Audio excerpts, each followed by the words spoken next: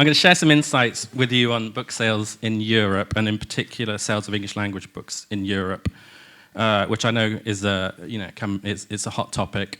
So I'll present kind of facts and stats, and I'll leave Enrico really to talk about the like his insights on what it means and the kind of potential consequences. So at Nielsen IQ BookData, we currently track sales in 18 different territories. So UK is our oldest one. It's been going since 1998. Chile has come on board most recently. This is a little fun quiz that you see if you can guess the countries from their flags. I won't go through them all just in case I trip up myself. But at the time when I joined Nielsen IQ, we operated in 10 territories, but following a merger with GfK in 2023, our reach has expanded to include countries like the Netherlands, Portugal, and perhaps most importantly, France, which is the biggest territory that we track now in terms of volume sales. But we also have a partnership with Media Control, who can provide oversight on the Austrian and German markets.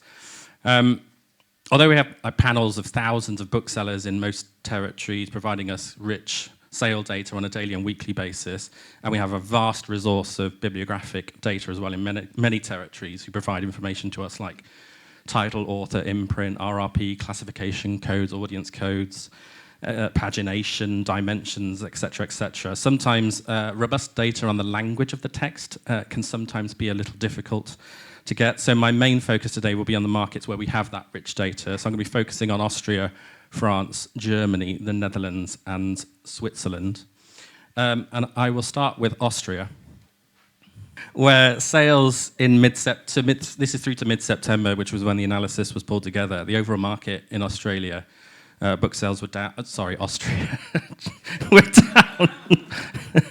It's not just this malfunctioning, it's my brain as well. I apologize. In Austria, the market was down 0.4% in volume terms, whilst English language book sales were down a sharper 3.5% year on year.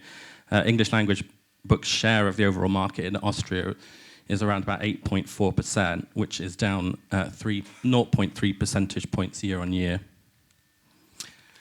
So in France, overall book sales across all languages down around 2.2% year on year, with English language book sales down a shallower 1.1% year on year. However, there's kind of been little change to the English language share of the book market in France in 2025 thus far, after rounding at least, kind of staying steady year on year at around 1% of volume.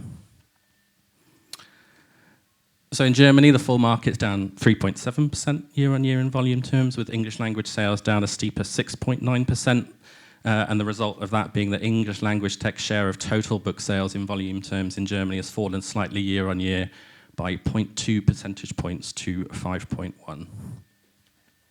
This is any book in an English language, so whether or not whether those are exports, so English language exports selling in that market, or if they've been translated in that market into English. Basically, we are just taking that one code of what's the language of the text, and if it's English, then yeah, that's what I'm talking about. But a good question. Thank you.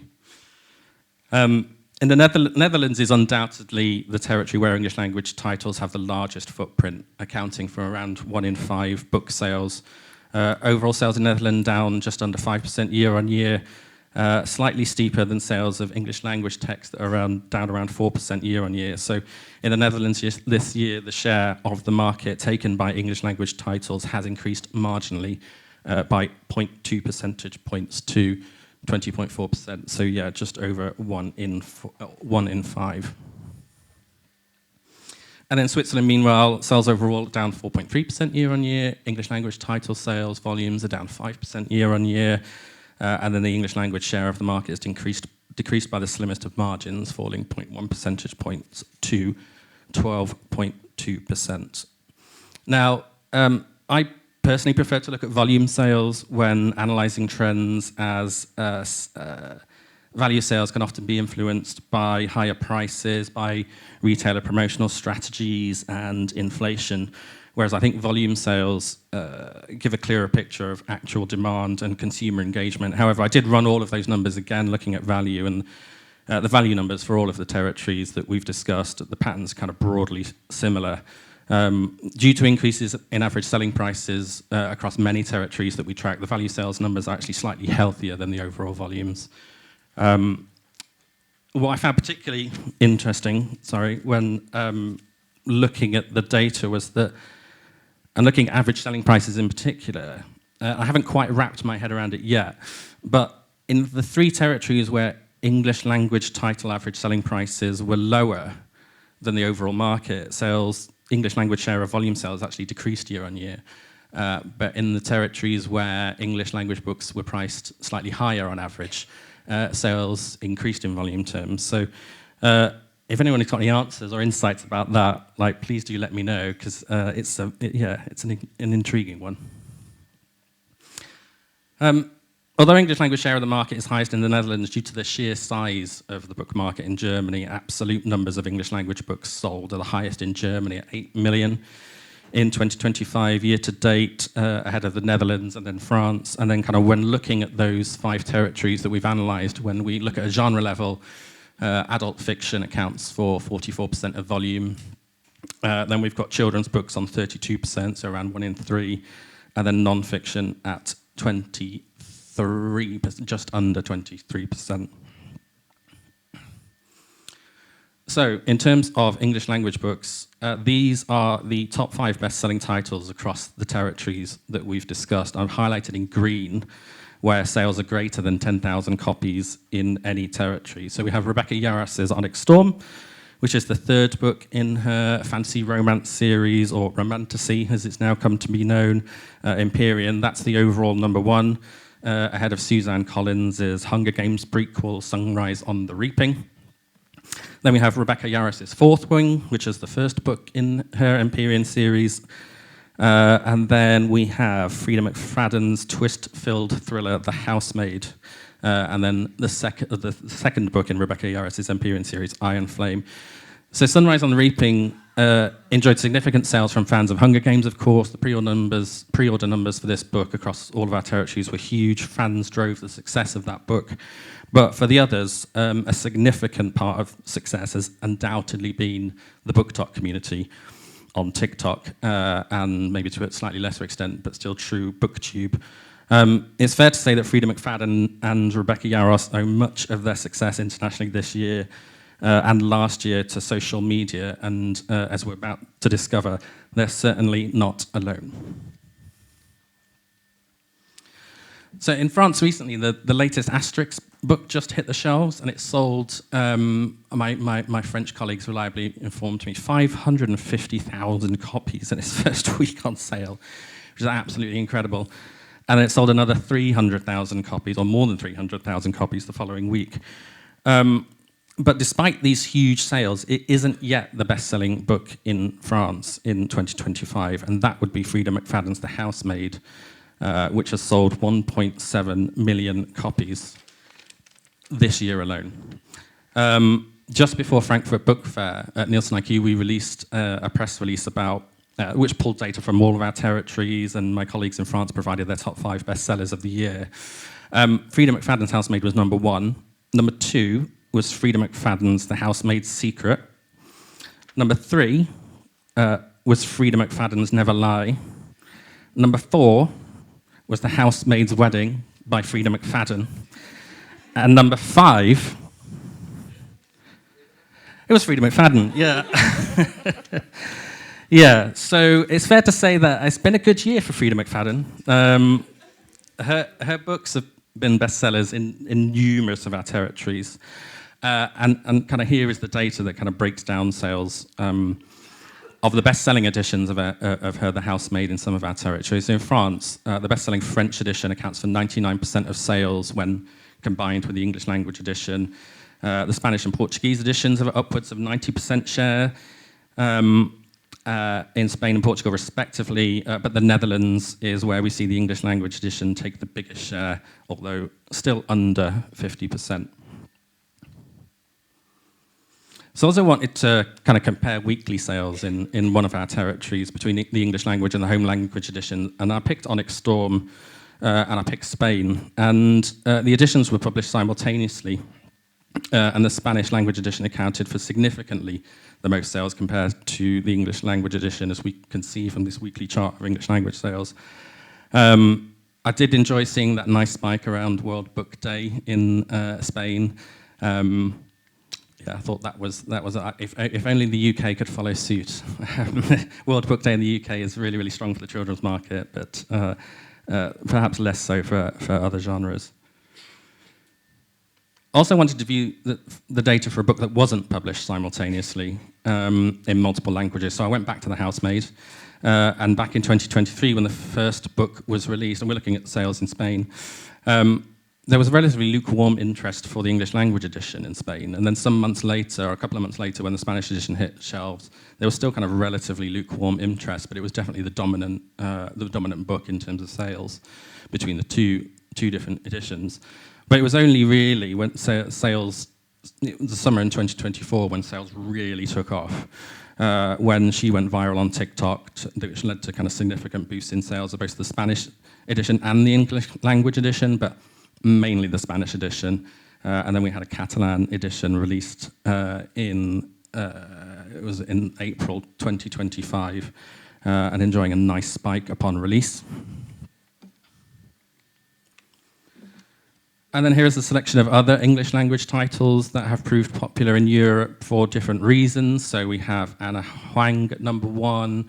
Anna's been another social media sensation. We have Sally Rooney's Normal People, which was a book mentioned in an earlier session. That enjoyed a small screen adaptation, so has enjoyed strong sales in Europe. We have Sarah J. Maas, who's been another social media sensation. We have Samantha Harvey's Orbital, which in my humble opinion is a superb book, and it won the Booker, and in fact became one of the best-selling Booker winners of all time in the UK. And I think key to that, its success in the UK, was that the publisher, it was available to buy in paperback at the time it won the prize. And then we have Blue Sisters, which was a book heavily promoted in the UK, and a key to its success was the publisher Fourth Estate engaging with content creators on Instagram, and in particular using those content creators as part of their advertising campaign. King of Envy I did want to put under the spotlight again. This was released at the end of April in the UK, and it went straight into the bestseller list, helped by social media attention, and pre-order numbers were significant. It sold 20,000 copies in its opening week in the UK, but in Spain at least, we didn't really see kind of significant sales of this book until the Spanish edition was published early last month. And then here is a selection of some of the best-selling English language non-fiction books selling in Europe. Frida McFadden's psychological thrillers, romantasy, may take the headlines when looking at what's trending on BookTok, but personal development is another huge area where social media has played a significant role in turning books into bestsellers, and in many cases, old books. So, old backlist titles that have been on the shelves for a while. So, Surrounded by Idiots, for example, was published back in 2014. We had Atomic Habits, that was first published in 2018. The Courage to be Disliked was published in 2013. The Subtle Art was published in 2016. The Let Them Theory is the only kind of relatively new title on there, which was published at the end of 2024. But again, it's been a huge hit on TikTok. And many of these books are also recommended on popular podcasts as well. So, there's some really good kind of mental health podcasts available to listen to and being streamed across many countries, like social media, TV, film, podcasts. They can all cross borders and can often lead to consequential boosts in book sales in many territories. And then finally, here is a selection of some of the best-selling children's and young adult titles and their English language editions and their sales in Europe. So Lauren Roberts is another social media sensation, and same is true of Holly Jackson, who also enjoyed a boost from the TV adaptation of A Good Girl's Guide to Murder. J.K. Rowling's Harry Potter series is still hugely popular, while Lynn Painter's Better Than the Movies is a rom-com that also made waves on TikTok. So it's perhaps no surprise then that publishers across the world have been leveraging TikTok's power and influence on the book market by gaming or manipulating their metadata to put phrases like TikTok made me buy it, or the viral TikTok hit into the subtitles of their work to maximize the visibility on search engines and retailer websites. And in fact, our English language bibliographic database has approaching 1,500 records of books which mention the word TikTok in either the title or the subtitle. And combined, these books have sold more than 1.3 million copies in 2025, more than 500,000 in Australia, and then more than 100,000 in India, Brazil, Spain, and probably by now Ireland as well. But it's not just online booksellers we're finding benefiting from the TikTok trend. Countless bookshops across the UK and Europe now feature as seen on TikTok displays on tables or shelves or in windows. So it's a digital phenomenon, but bricks and mortar booksellers are certainly reaping the rewards. And on that, I will pass to Enrico, who I can't wait to hear from as he reveals his own data and shares his thoughts on the trends and the impact on the publishing industries. Thank you very much, Philip. Hi again. So I'm Enrico Turrin from the Federation of European Publishers, and soon will be up there as well. And well, first of all, I have well, that was fast. Well done. First of all, I have the feeling that I spoke too fast. I have the yeah, might be. Well, just a couple of words about myself. Well, actually about us, since we're there. Federation of European Publishers. We gather 31 national associations of book publishers from 30 countries all over Europe. You see from the map, again, you can play the game. I hope you know all the countries. You're gonna recognize all the countries there. Bulgarian Book Association is one of our members. We're very happy about that. We've given the Ukrainian Publisher Association a sort of guest membership to recognize give a bit of a hand in this time of difficulty. And so what we do mainly is to represent the interest of book publishers towards the European institutions. We also try to produce reliable statistics about the book sector in Europe. We do a nice statistics show every year in Frankfurt and Madrid. And but that's, let's say, a side activity. Mostly we pester the European institutions so that they leave the book publishing sector alone as much as possible. We've been around for almost 60 years, not myself, but the organization. And indirectly, through our members, we represent more than 6,000 publishers all over Europe. We're based in Brussels, where the institutions are. I myself have been with FEP still 17 years. Quite a while, and I'd like to mention that probably on my second or third week of work, I met that guy over there. It was one of the first people I met in my job, Svetlo. Hi, man. And since then, I've had a very good relationship with Bulgarian publishing, mostly thanks to Svetlo, I think. So yeah, sales of books in English.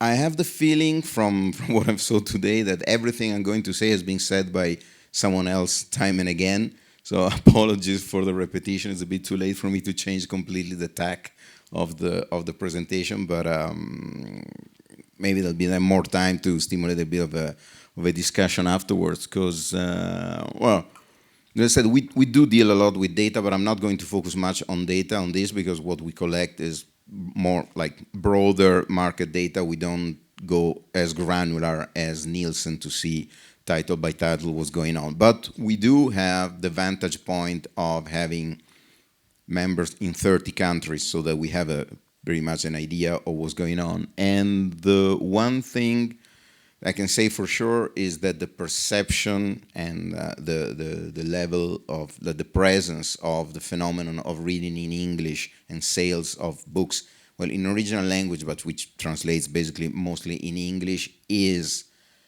very, very present in the minds and the concerns and the talks of publishers all over Europe. Different degrees, obviously, but it's definitely one of the biggest topics that we have had in the past, I would say 3, 4, maybe 5 years. For our federation, I would say that as of 2022, so it's been 3, 4 years, the topic has come up at every single General Assembly that we've had when we do a bit of a roundtable asking the members how things are going in their countries. There's always a bunch of members who bring up the topic. Books in English are becoming bigger and bigger, not in size, in market share, obviously, and this is a thing that we're having to deal with more and more. Most affected areas, the Netherlands, first and foremost, but also the Nordics, Germany, and the Baltics. Not so much Southern and Eastern Europe so far, but again, there are differences. And again, I have mostly anecdotal information that I will share in a moment. And well, one thing is clear: young adult and fantasy are the genres most affected. But again, I guess by now nothing of this is new because it's come up in every single talk today before now. Maybe we should have had this first, but I was flying this morning, so it wasn't possible. So, for example, in Sweden, clearly there's a strong impact. The Publisher Association was reporting already sales of books in English at around 20%. I think they were talking about fiction, not overall, but and that was almost already 2 years ago that sales were at 20%. Germany, again, relatively strong impact, probably not as big in terms of sales as in the Nordics, but for example, we had, there was a survey a couple of years ago from GfK, and up to 30% of older teenagers declared to be reading often books in original language in English. That's definitely a lot. I don't think people my age, well, I'm Italian, so that's a completely different story, but I can't think of any demographic in Italy where 30% of people read books in English. And even very interesting, about 1 out of 7 parents, they read to their children in original language, which is something quite striking. Same with, again, Nordics in Denmark, with 30% of people already 5, 6 years ago declaring that they had read at least a couple of books in English in the last year, and almost 10% that had read 3 to 9 books in English, considering that not many people read more than 10 books per year. It means that also reading in English is very, very much present in Denmark. In Italy, the impact is still quite modest, but at the same time, we see some books in English appearing in the bestsellers charts. So that's, again, for Italy, I think it's very, very significant. And then we have the real highlight, which is the Netherlands, where for many reasons, the importance, the share of book in English is really, really huge. We might not be measuring the exact same perimeter between what the PA tells us and Nielsen. So Nielsen has 20-something%. The PA was telling us last year that the figure was nearing 30%. But 20, 30, the point is, in the Netherlands, it's big enough that it's really affecting very seriously the market. Clearly, main genres, just like in most other places, young adult, but also in general fiction. In young adult, 60 to 80% of books being sold in English. That's huge. 18% in fiction, 23%, but going down in non-fiction. And cases like The Candy House by Jennifer Egan, where 2/3 of all sales were in English. On the other side, and of course those books must come from somewhere, and that is the UK. In most cases, there has been in the last few years a visible increase in exports of British books to the EU. And figures like plus 10% in 2023 and plus 19% in 2024, those are figures that indicate that something is going on, because we're in a sector where all in all, things don't move so sharply. Yeah, you might have a single title, a single author, but here we're talking about the overall level of exports of books from the UK to the EU, so that growth year on year in the double digits means that really there is something going on. Now, it might not be so easy to measure it or to understand why, but something definitely is going on. So, summary of more or less the most affected areas, and again, really more on the perception than anything else. Netherlands, definitely, I don't think it's just because they're closer, because anyway, it's not like they throw the books across the channel, and then France would have a bigger impact anyway. So, but the Dutch definitely are picking up reading English a lot. Germans, Nordics, well, German-speaking world, Germany, Austria, Nordics, Baltics. Belgium is mixed, because in the north, the Dutch speakers are reading English a lot. In the south, the French speakers are not. Spain, Portugal, visible. For the time being, a lot less in France and Italy. Why is that? I think, I mean, it's no surprise, but definitely language skills matter a lot.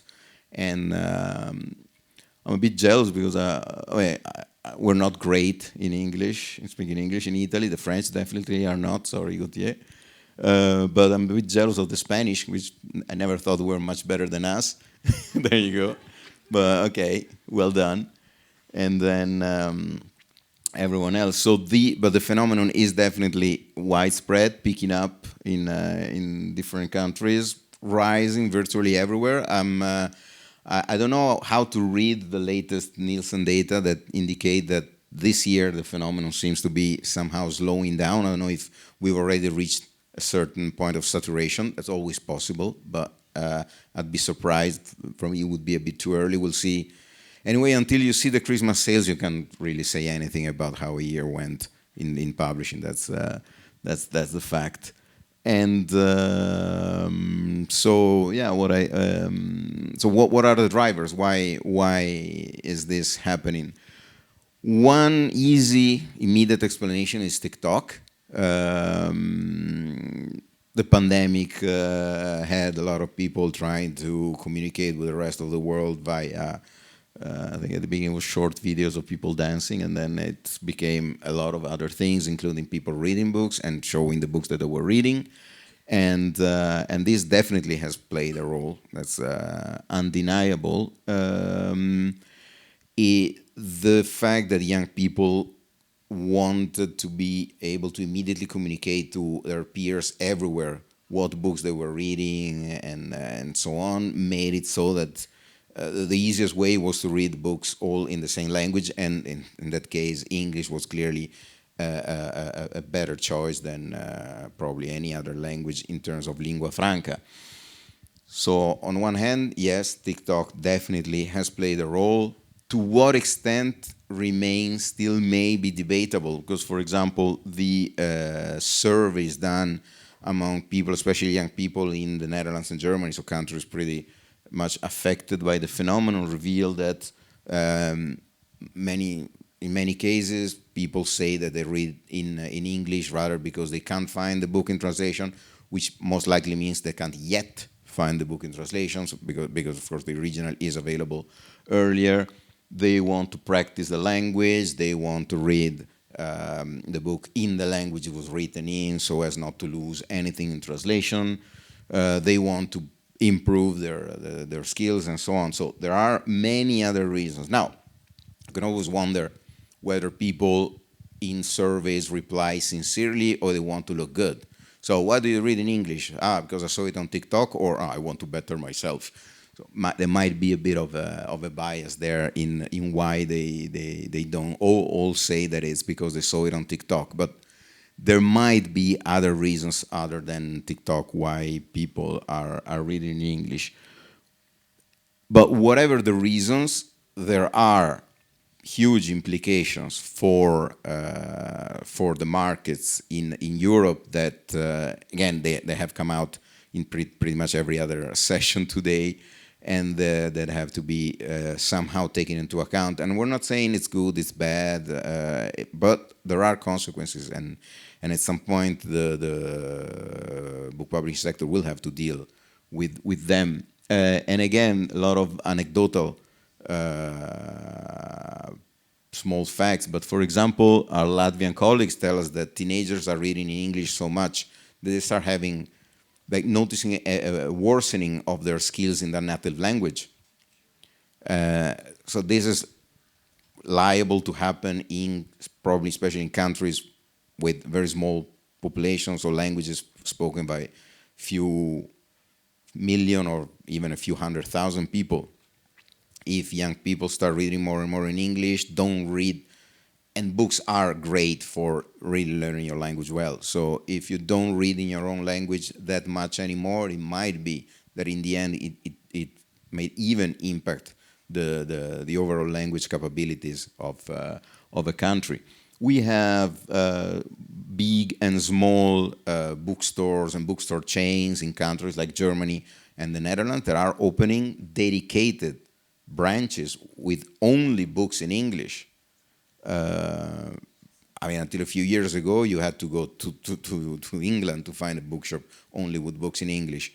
You were lucky if you had a couple of shelves of books in English somewhere else, and now you have exclusively English bookshops popping up all over the place, especially again in the countries where the phenomenon is more significant.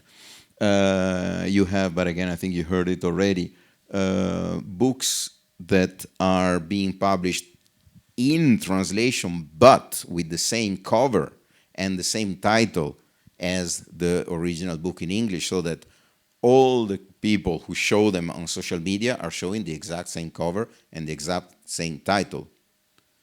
Who would have thought that you would choose the cover and the title of your book based on social media up until whatever years ago? Translation, that's been again the topic, but you have to buy the rights way earlier than you used to, and you need to be able to at least come out with a translation at the same time when the book in English comes out. Otherwise, you lose a lot of sales because people will go to the English translation, not least in many cases because in countries where you have a fixed book price system, in most cases, the translated book will be more expensive than the English version. Now, without being too into stereotypes, in the Netherlands, it matters a lot if one version is less expensive than the other, believe me. In Germany too, to some extent, but definitely in the Netherlands, it matters if one of the two is less expensive. So yeah, that the idea now is really let's have I don't know if you want a conversation, because this is already having consequences, like the fact that you change the timing of the translation, you change the cover, you change the title, and more, especially in smaller language markets, you think twice before translating a book. Before, you had a potential market of 100,000 people, which doesn't mean you make 100,000 sales. If you're lucky, you can count on some of those 100,000 people buying your book, because that's the demographic, and by now half of them are reading in English. That's already half of a small market that you have lost. A book that in some countries, when you sell 1,000 copies, is a bestseller, and now if you're lucky you sell 400 or 500, is it still worth? You can't, I mean, you might try to save on the translation, but at some point you get into a vicious circle, because if the quality of the translations goes down, then it's more of an incentive for people to read in the original language. So you cannot play there a lot. Will AI solve the thing? I don't know, and anyway, I'm not sure it's really desirable. So, well, still probably a lot of the impact is to come, but there is reason to think about it, and there are reasons for concern. So, so yeah, we'll be interested actually to have a bit of a chat with you on this, or a longer coffee break, whatever you prefer. Thanks.